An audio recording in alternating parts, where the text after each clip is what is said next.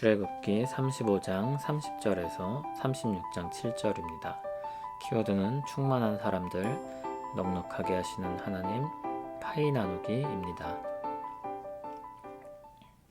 모세가 이스라엘 자손에게 이르되 볼지어다 여호와께서 유다 지파 훌의 손자여 우리의 아들인 부살레를 지명하여 부르시고 하나님의 영을 그에게 충만하게 하여 지혜와 총명과 지식으로 여러 가지 일을 하게 하시되 금과 은과 노수로 제작하는 기술을 고안하게 하시며 보석을 깎아 물리며 나무를 새기는 여러 가지 정교한 일을 하게 하셨고 또 그와 단지파 아이사막의 아들 오홀리압을 감동시키사 가르치게 하시며 지혜로운 마음을 그들에게 충만하게 하사 여러 가지 일을 하게 하시되 조각하는 일과 세공하는 일과 청색, 자색, 홍색 실과 가는 배실로 수 놓는 일과 짜는 일과 그 외에 여러 가지 일을 하게 하시고 정교한 일을 구안하게 하셨느니라. 부살렐과 오홀리압과 및 마음이 지혜로운 사람 곧 여호와께서 지혜와 총명을 부으사 성소에 쓸 모든 일을 할 줄 알게 하신 자들은 모두 여호와께서 명령하신 대로 할 것이니라.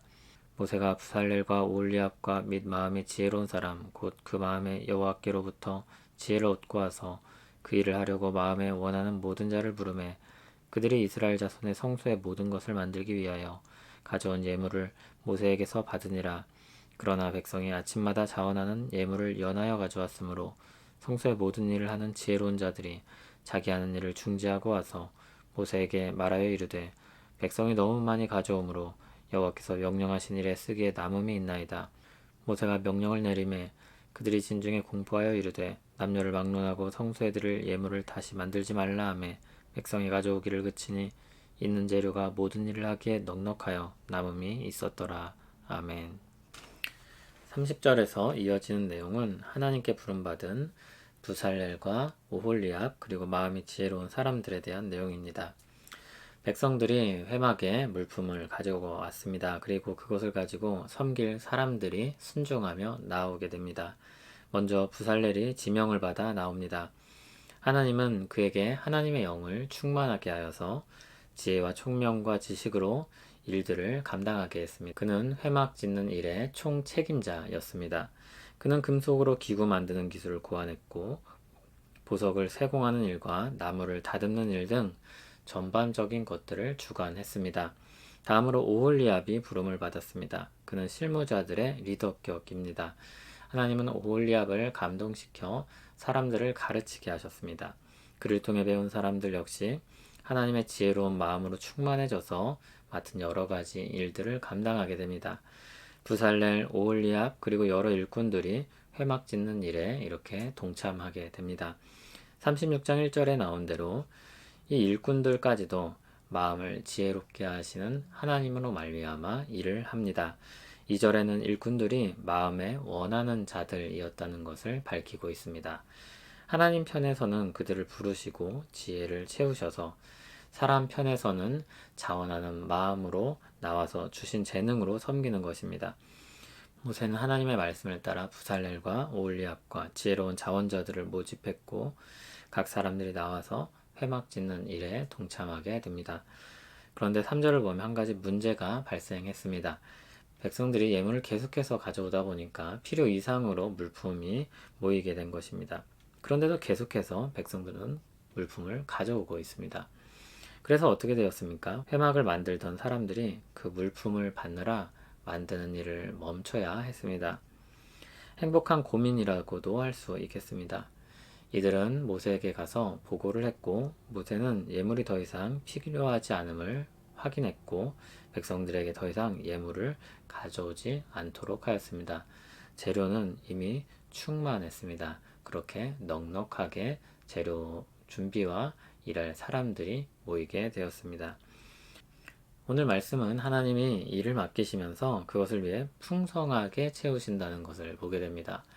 먼저 무엇을 풍성히 채우셨습니까? 사람들입니다. 부살렐, 오홀리압 그리고 모든 일꾼들은 하나님이 지혜를 부어주셔서 이 일을 섬기게 되었습니다.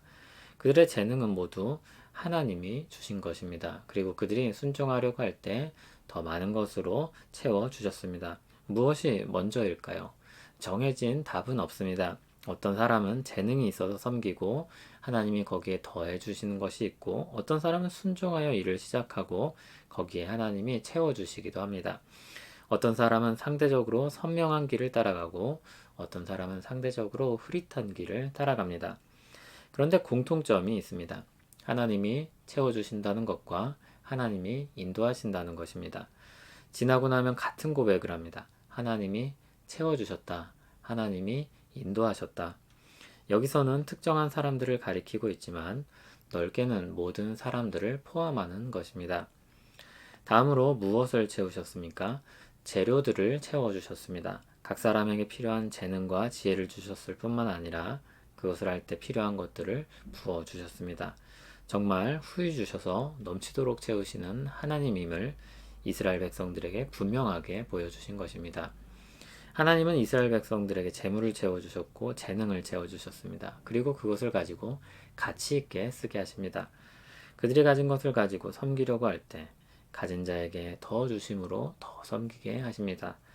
고린도서 9장 7절을 보면 하나님은 즐겨내는 자를 사랑하신다고 말씀하셨는데, 이어지는 8절을 보면 이렇습니다.